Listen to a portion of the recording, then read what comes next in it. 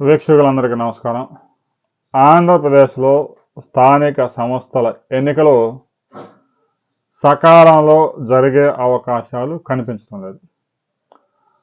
ప్రస్తుతం ఉన్న గ్రామ సర్పంచులు, మున్సిపాలిటీలు, కార్పొరేషన్లలో ఉన్నటువంటి మున్సిపల్ చైర్మన్లు, మేయర్లు పదవీ కాలం మరో 2 నెలల్లో ఏప్రిల్ నాటికి పూర్తిగా పోతా ఉంది. ఏప్రిల్ మొదటి వారంలోనే వీరి యొక్క పదవీ కాలం క్లోజ్ అయిపోతుంది. అయితే ఇప్పటికే ఎన్నికల ప్రక్రియ ప్రారంభించాల్సి ఉంది. వారి పదవీ కాలం పూర్తి కాకముందే ఎన్నికల ఫలితాలు కూడా రావాలి. ఎందుకంటే వాళ్ళ పదవీ కాలం పూర్తి కాగానే కొత్త వారికి బాధ్యతలు అప్పగించాల్సి ఉంటుంది. అయితే ప్రస్తుతం రాష్ట్ర ఎన్నికల కమిషనర్గా ఉన్న ఓ సీనియర్ మాజీ ఐఏఎస్ అధికారి ఆధ్వర్యంలో ఈ ఎన్నికలు జరగాల్సి ఉంటుంది.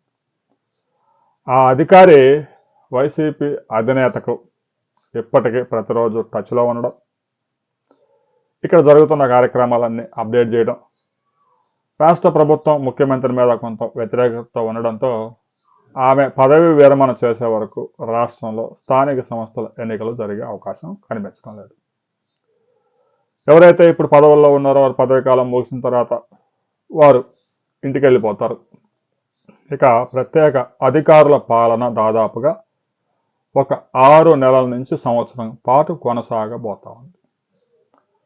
ఆ తర్వాత రాష్ట్ర ఎన్నికల ప్రధానాధికారిగా ఉన్నటువంటి మాజీ ఐఏఎస్ అధికారి, ఆమె రిటైర్మెంట్ ఉంటుంది. ఆమె వెళ్ళిపోయిన తర్వాత రాష్ట్రంలో స్థానిక సంస్థల ఎన్నికలు జరిగే అవకాశం ఉంది.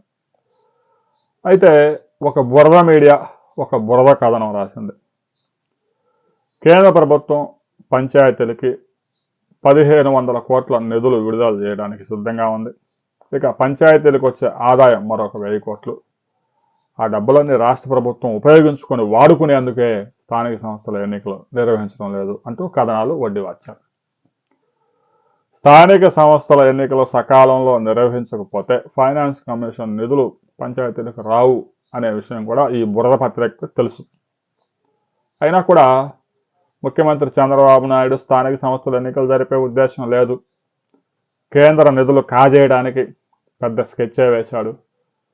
ఇంకా మరో 2 నెలలు అధికారం ఉండగానే సర్పంచులకి చెక్ పవర్లు రద్దు చేశారు, మేయర్లు, చైర్మన్లు చేతులు ఎత్తేశారు, ఆ నిధులన్నీ తరలించుకుపోయేందుకు స్కెచ్ వేస్తున్నాడు అని చెప్పేసి ఒక బురద కథనాన్ని వండి వచ్చారు. కేంద్ర ప్రభుత్వం సకాలంలో ఎన్నికలు నిర్వహిస్తేనే ఆయా రాష్ట్రాలకు నిధులు విడుదల చేస్తుంది. మీలాగా పంచాయతీలకు వచ్చిన ఆదాయాన్ని కూడా బటన్ నొక్కి లారీ డ్రైవర్లకి, ఆటో డ్రైవర్లకి వేశారు. చివరికి వారు బటన్లో కూర్చోబెట్టారు. అయినా బురద కథనాలు మాత్రం మానుకోవడం లేదు.